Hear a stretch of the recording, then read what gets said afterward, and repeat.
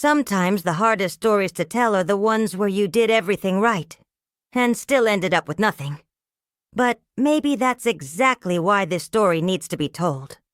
So let me take you back to a time when I believed that love and duty would always be rewarded, to the day I said I do to a wonderful man, never imagining I'd spend the last chapter of my life living on Social Security in a studio apartment, looking out at the ruins of dreams I gave up for someone who never even wanted me there.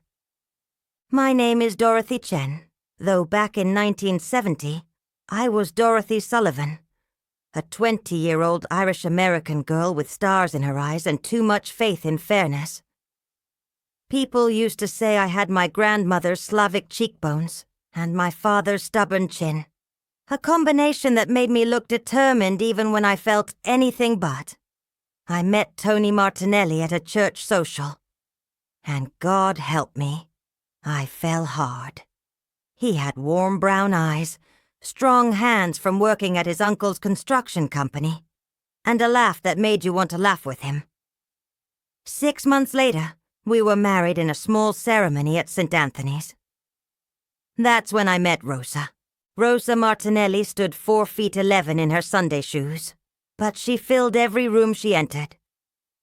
She'd come over from Naples as a young bride in 1948, and she never really left Italy behind.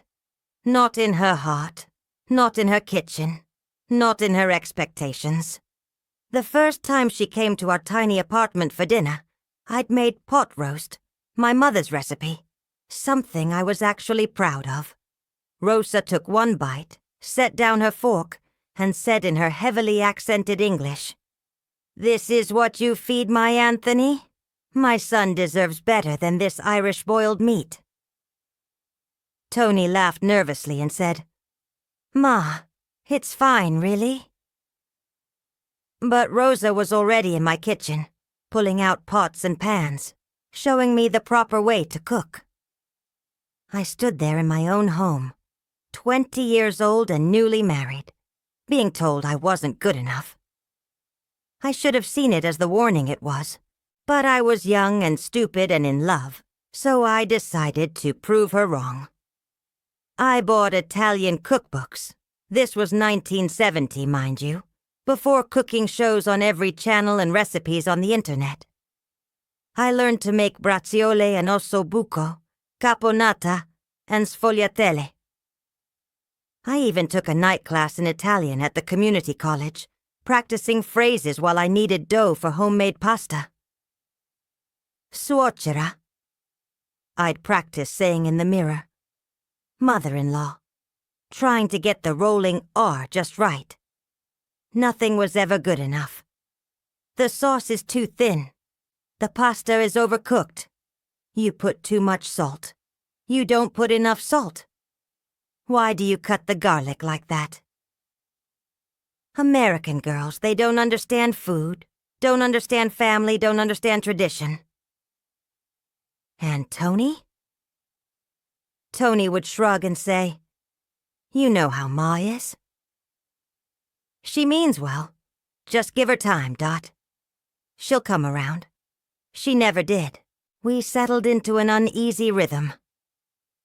Tony and I lived our life, and every Sunday we'd go to Rosa's house for dinner, where I'd be inspected and found wanting. Maria, Tony's sister, had married young and moved to Oregon. Smart woman. Frank, the baby of the family, lived in his mother's basement until he was 35, doing odd jobs and drinking too much. But in Rosa's eyes, he could do no wrong. "Franco is finding himself," she'd say, while her useless son played poker with his friends in her living room and left his dirty dishes in the sink. I worked at a little diner on 4th Street, saving money. Tony talked about starting his own business, maybe a construction company. But somehow we never quite got there. Rosa always needed something. A new roof, a new furnace, help with her property taxes. Tony would sigh and say, "She's my mother, Dot." What am I supposed to do? In 1978, I finally saved enough to buy a tiny restaurant that was going out of business. It wasn't much, just a small place with a dozen tables, a kitchen that had seen better days, and a broken sign out front. But it was mine. I called it Dot's Diner, and I poured everything I had into it. I worked breakfast and lunch shifts, came home and cooked dinner for Tony, then went back to do the books and prep for the next day. Rosa said, "A wife's place is in her home, not chasing business like a man." But for once I didn't care what she thought. The restaurant became my refuge, my identity, my proof that I was more than just Tony's wife, or Rosa's disappointing daughter-in-law. By the mid-1980s, we were doing well enough that I could hire help. I had regulars who came in every morning for coffee and my apple pie. I had a life that was mine. Then came March 15th, 2008. Tony called me at the restaurant around 2 in the afternoon. "Dot, I don't feel so good. My chest feels tight." I told him to call 911, that I'd meet him at the hospital. I'll never forget driving there, gripping the steering wheel so hard my knuckles turned white, praying to a God I wasn't sure was listening. Please, not yet. We're only 58. We haven't had enough time. God didn't listen. Tony died before I got there. Massive heart attack. The doctor said he probably didn't suffer, said it was quick. I've never found comfort in those words. The funeral was packed. Tony had been well loved. A good man, everyone said. Kind, generous, always ready to help a friend. They were right. He was all those things. Just not strong enough to stand up to his mother, but I'd long ago made peace with that.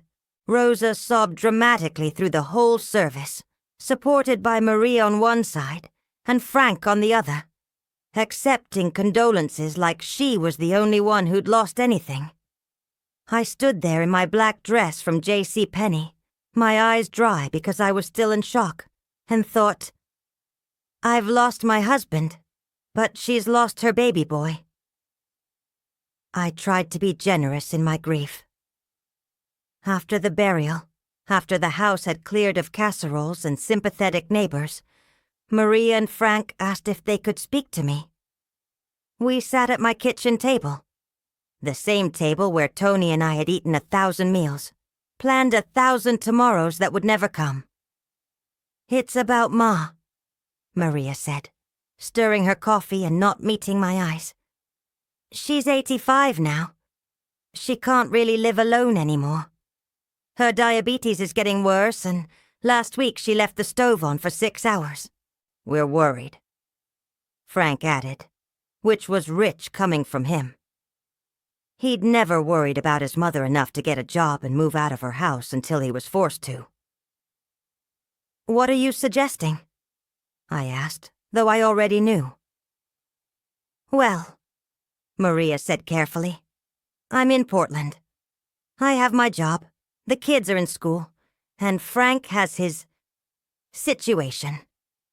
His situation being that he was on his 3rd marriage and could barely take care of himself. You and Ma, you've known each other for almost 40 years. You're family, and you don't have kids, so you have more flexibility." I looked at her for a long moment. "You want me to take care of her?" "We'd really appreciate it," Frank said quickly. "Just until we can figure out a more permanent solution." I should have said no. I should have told them that their mother had spent 40 years making sure I knew I wasn't good enough, that I wasn't really family, that I was just the woman who happened to marry her son. I should have reminded them that I had a business to run, a life to live, and that I'd just lost my husband and deserved time to grieve. Instead, I heard myself say, "I'll do it." Why?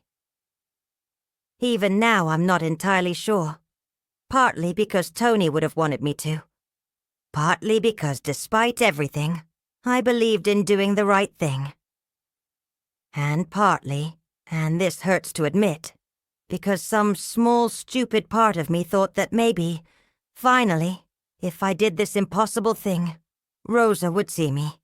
Really see me. Maybe even love me a little. God, I was a fool. I sold Dot's Diner in June of 2008. It broke my heart, but I couldn't run a restaurant and care for Rosa full-time. I got a decent price for it. Enough to live on if I was careful. I moved into Rosa's house, the same house where I'd spent 40 years feeling inadequate, and began what would become the longest 15 years of my life. At first, it wasn't too terrible. Rosa needed help with cooking, cleaning, managing her medications.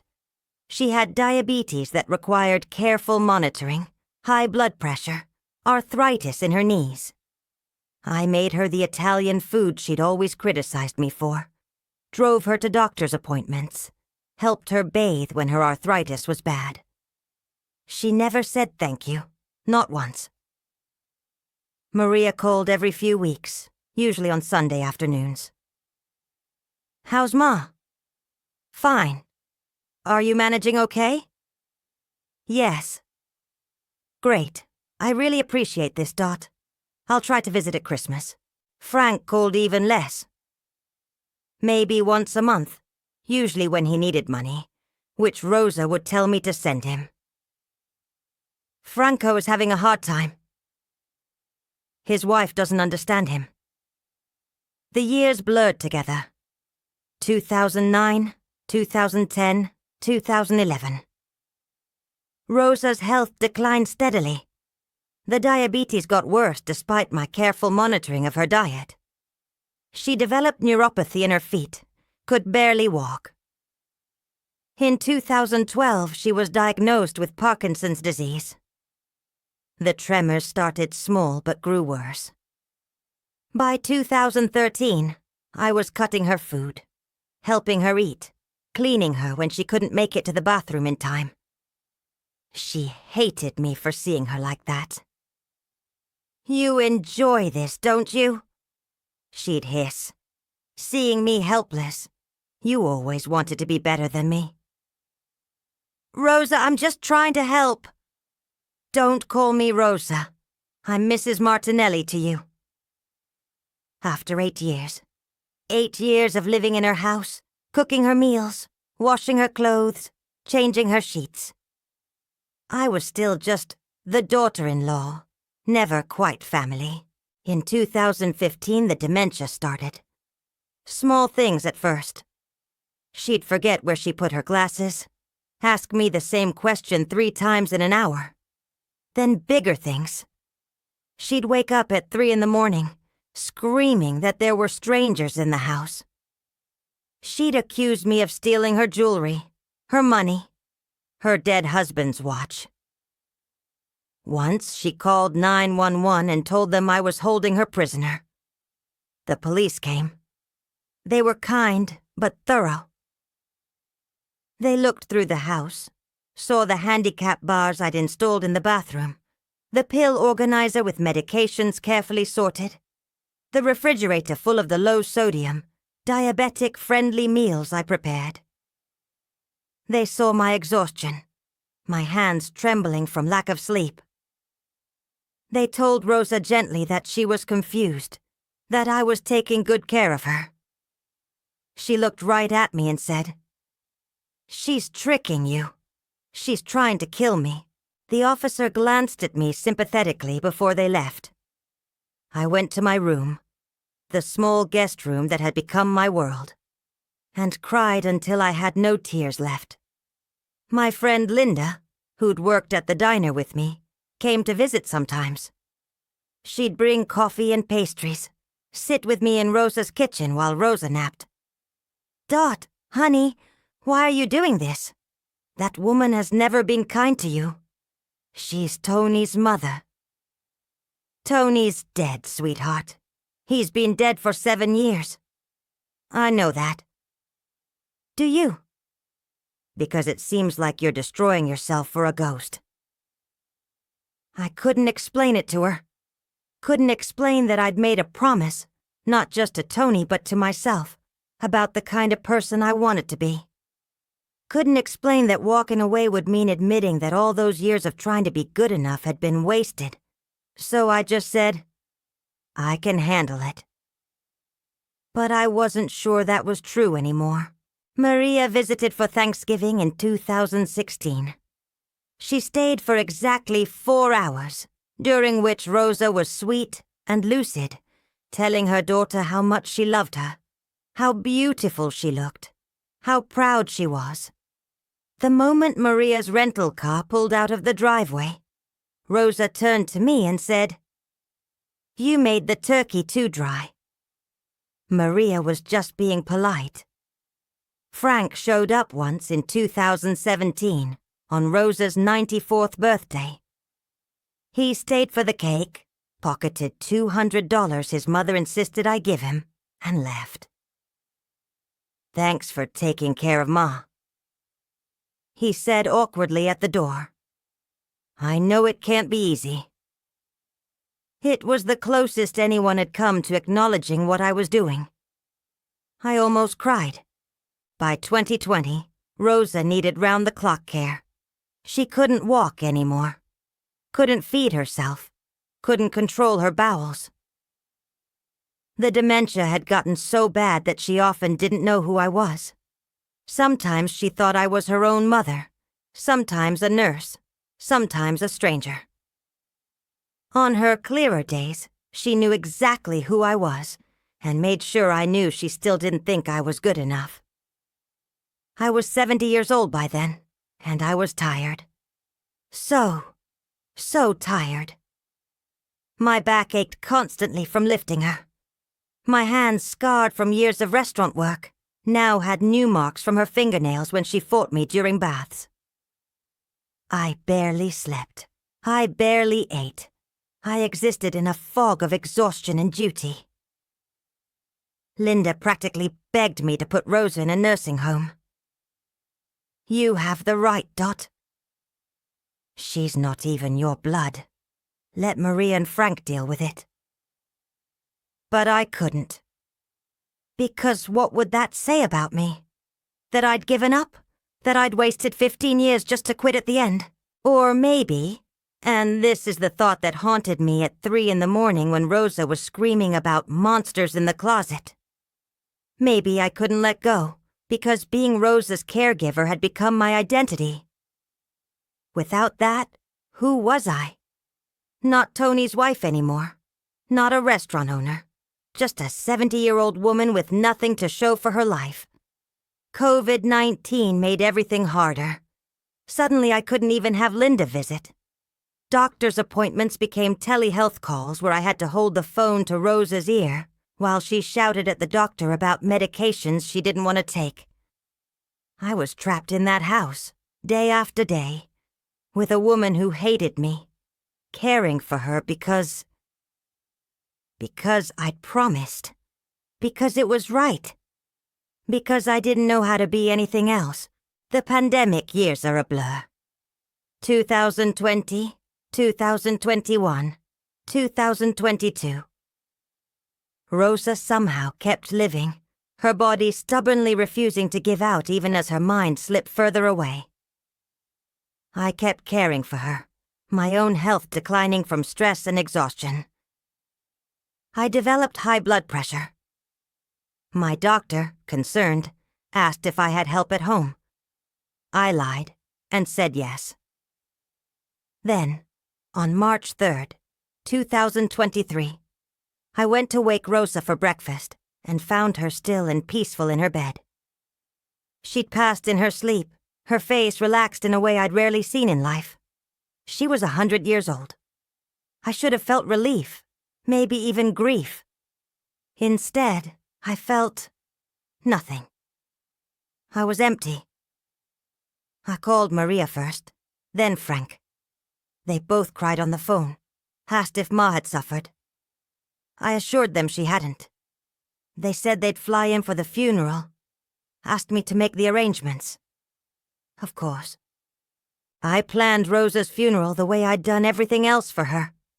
Meticulously, traditionally, the way she would have wanted. A full Catholic Mass at St. Anthony's. A burial plot next to her husband, and, on the other side, next to Tony. A reception afterward with Italian food from the best caterer in town. The kind of food Rosa always said I could never make properly. Maria and Frank arrived the day before the funeral. They cried beautifully at the service. Maria gave a touching eulogy about their beloved mother, a woman of strength and faith who'd immigrated to America with nothing and built a life through hard work and love. People who didn't know Rosa well dabbed their eyes. People who did know her probably wondered if we were talking about the same woman. Frank broke down at the graveside, sobbing, Ma, I'm sorry I wasn't there more." Maria held him, both of them the picture of grief. I stood there dry-eyed in my same black dress from J.C. Penney, 15 years older now, 15 years more tired, and thought, it's over. I made it. I can rest now. A week later, the lawyer called us all into his office for the reading of the will. I won't lie. I had thought about this moment. Not often, and not with expectation of riches, but it had crossed my mind. 65 years old when I'd moved in. 80 years old now. 15 years. I'd given up my business, my independence, my health. I'd never asked Rosa or her children for a penny. I'd paid for groceries and utilities out of my savings from the restaurant sale. Savings that were now almost gone. I didn't expect much. Maybe a small token. Maybe even just a letter. An acknowledgement. Thank you, Dorothy, for caring for me when my own children wouldn't. Something to say that those 15 years had mattered. The lawyer, Mr. Peterson, was an older gentleman who'd known Rosa for years. He opened the will, dated 2018, when Rosa still had good days and bad days rather than just bad ones, and began to read. I, Rosa Marie Martinelli, being of sound mind and body.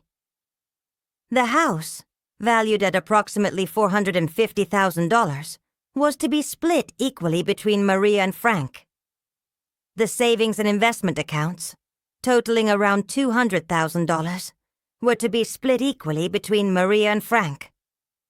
All personal items, her jewelry, her mother's china, even the furniture I'd been living with for 15 years, were to go to Maria. And for Dorothy Chen, nothing. Not a photograph. Not a mention. Not even a thank you in the body of the will. I sat there in Mr. Peterson's office, in the chair I'd probably sat in 100 times before when Rosa needed legal documents signed. And the silence stretched out like a physical thing. Maria and Frank looked uncomfortable, but not particularly surprised. They'd probably known. Finally, Frank cleared his throat. Well, I mean, Ma probably thought you'd already been living rent-free. Rent-free? The words came out sharper than I intended. I paid for her food. Her medications when Medicare didn't cover them. I paid the utility bills. I gave up my business, my income. 15 years of my life. You chose to do that, Maria said quietly, not meeting my eyes. Nobody forced you. She was right, of course. Nobody had forced me. Nobody had even really asked me when I thought about it. They'd suggested, hinted, implied, and I'd volunteered like the fool I was. There must be something, I said to Mr. Peterson. A letter? A note? He hesitated, then pulled out a piece of paper. There is a statement of intent. She wanted me to read it if there were questions. Read it, I said. He cleared his throat, clearly uncomfortable. It says, Dorothy Chen performed her duty as a daughter-in-law, which is as it should be. She was doing what was expected, not going beyond what any decent daughter-in-law would do. My children are my blood, and my estate should stay in my family. The words hit like slaps. 15 years, and I'd been doing what was expected. Not appreciated, not loved, expected. That's not fair, I heard myself say, and I hated how small my voice sounded. Maria finally looked at me. Dot, I'm sorry. I really am. But she was our mother. The law says she can leave her property to whoever she wants. I'm not talking about the law, I said. I'm talking about what's right. Life isn't always fair, Frank muttered, already calculating his share. I could see it in his eyes. I left Mr. Peterson's office and drove back to Rosa's house. Except it wasn't Rosa's house anymore, was it? It was Maria and Frank's house now. I sat in the driveway for a long time, looking at the windows I'd washed, the garden I'd maintained, the ramp I'd had installed when Rosa couldn't manage the steps anymore. Then I went inside and started packing. Maria and Frank put the house on the market immediately. They hired an estate sale company to come in and price everything. I asked if I could have one thing, a photo of Tony that had been on Rosa's mantel for 40 years. Maria hesitated, then said, Well, technically all the personal items are mine, but okay. You can have the photo. The house sold in 3 months for $480,000. After fees and closing costs, Maria and Frank each walked away with about $240,000. The investment accounts, which I learned Rosa had actually managed quite well with help from a financial advisor, were liquidated and split. All told, each of them got around $340,000. I moved into a studio apartment on the south side of town. It was all I could afford. My savings from selling the restaurant were gone, used up over 15 years of covering Rosa's expenses. I was 80 years old with no retirement beyond Social Security. I'd sold my business, my one asset, to care for a woman who'd made sure I knew I was never truly family. The irony is that I could have kept the restaurant. Could have hired a professional caregiver for Rosa with her own money. She clearly had plenty of it. Could have visited on weekends, sent cards on holidays, done the bare minimum that Frank had done and still been considered a good daughter-in-law by anyone's reasonable standards. But I'd done more. I'd done everything. And that apparently had been my mistake. I saw Maria once more, about 6 months after Rosa died. We ran into each other at the grocery store. It was awkward. She asked how I was doing, and I said fine, because what else do you say? She mentioned that she and Frank had had a disagreement about the division of assets. Apparently, she'd found some of Rosa's jewelry missing, and was sure Frank had taken it. They weren't speaking. I wanted to laugh, or maybe cry. All that money, all that inheritance, and they couldn't even stay civil to each other. But they'd been united enough to make sure I got nothing. She didn't ask where I was living or if I needed help. I didn't volunteer. We said awkward goodbyes, and I never saw her again. Now here I sit, 2 years later, 75 years old in my studio apartment. I can see my old restaurant from my window. It's called Mike's Place now, completely remodeled. Sometimes I watch people going in and out and remember when it was mine, when I was building something, when I had a future that belonged to me. Linda thinks I should sue for compensation. Apparently, there are cases where caregivers can claim reimbursement for their services. But what would I sue for? My dignity? My wasted years? The recognition I'll never get? Besides, I'm too tired. I'm too old. And I didn't do it for the money. That's what I tell myself anyway. The truth is more complicated. I did it because I thought it was right. I did it because I believed that goodness would be rewarded. If not in this life, then at least with the satisfaction of having done the right thing. I did it because I'd been taught that you take care of family, even when family doesn't take care of you. But sitting here in my 400-square-foot apartment, eating dinner alone while Maria and Frank live in nice houses, bought with their inheritance, I have to ask myself, was it right? Or was I just a fool who let herself be used because she was too afraid to be seen as selfish? I think about young women I see sometimes, running themselves ragged trying to please people who will never be pleased, sacrificing their dreams, their health, their futures, believing that if they just try hard enough, give enough, love enough, they'll finally be enough. I want to tell them, you will never be enough for people who've decided you're not. No amount of sacrifice will make them value you. No amount of service will make them see you. And the worst part is that you'll convince yourself that the nobility of the sacrifice is its own reward, right up until you're 75 years old, and have nothing to show for your nobility but regrets and an empty bank account. Would I do it differently if I could go back? I don't know. That's the most honest answer I can give. Because the person I was at 65, fresh from losing Tony, still believed in fairness, still believed that doing the right thing mattered. And maybe it does matter. Just not in the ways I thought it would. What I know now is this. Taking care of others is noble, but not at the cost of destroying yourself. Duty is important, but so is self-preservation. And sometimes the people who demand the most sacrifice are the least likely to appreciate it. I've updated my will. It's simple. I don't have much to leave.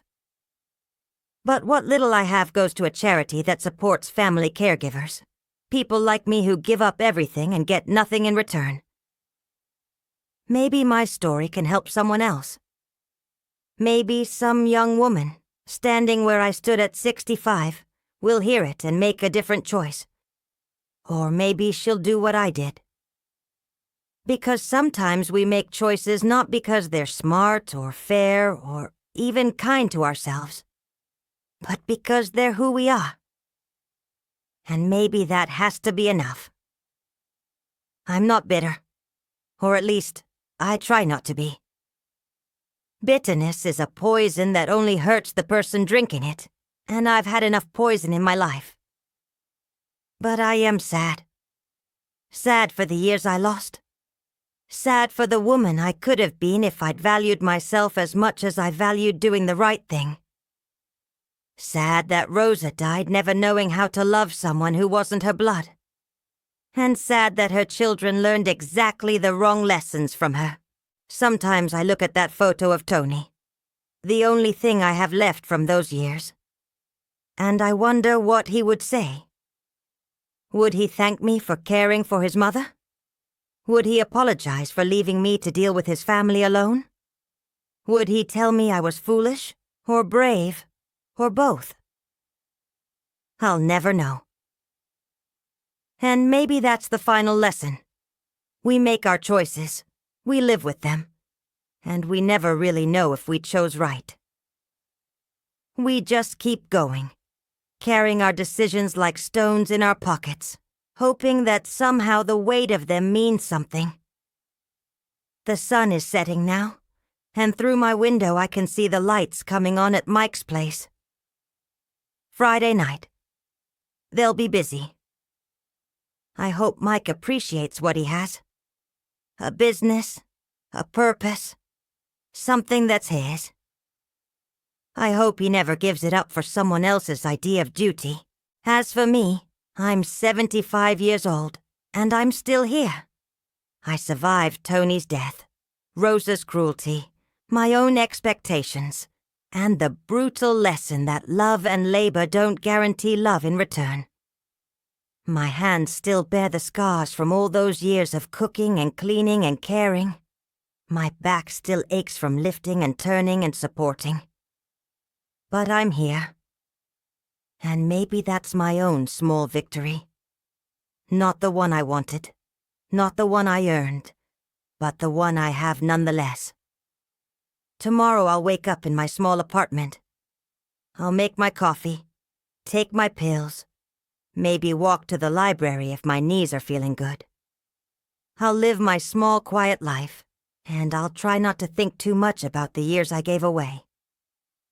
Because dwelling on it won't change anything. The will has been probated. The house has been sold.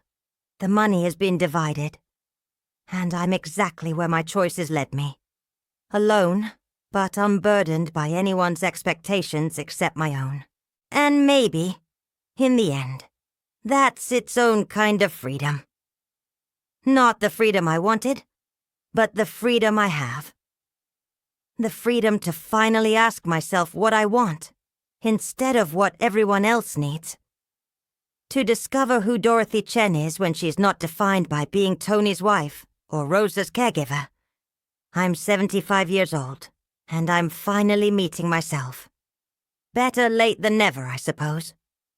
Though I wouldn't recommend my path to getting here.